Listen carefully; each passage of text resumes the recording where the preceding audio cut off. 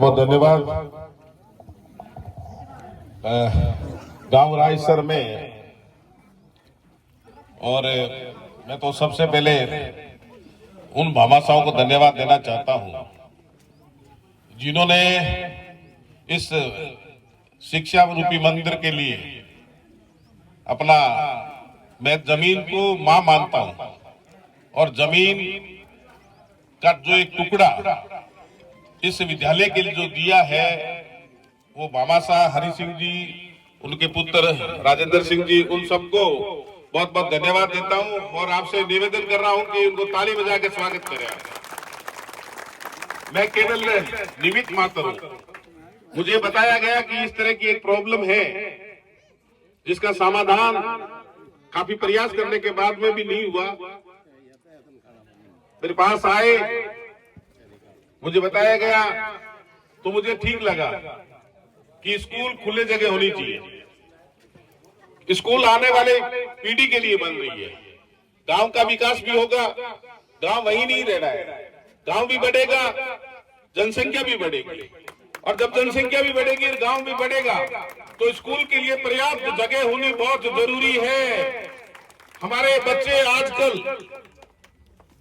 अगर शिक्षित नहीं बनेंगे तो वो रोजगार कहां से प्राप्त करेंगे?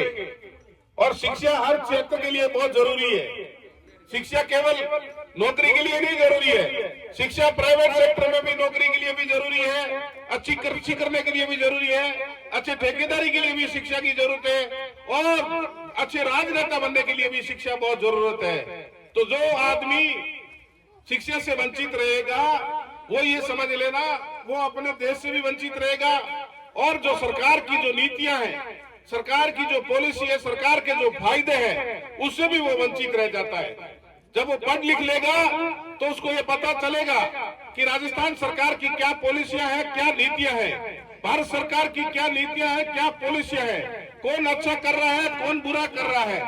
जब अच्छे और बुरे की समझ आएगी वो शिक्षा के माध्यम से ही आती है। साथियों, मैं तो आपसे निवेदन कर रहा हूं और आज इस कड़ी में आप लोगों के पहल से ये स्कूल तो एक शानदार भवन बनकर तैयार होगा और इतिहास में मैं समझता हूं बीकानेर जिले में 4 करोड़ लगभग 4.5 करोड़ रुपए किसी विद्यालय के लिए स्वीकृत नहीं हुए, ये रायसर के लिए स्वीकृत हुए।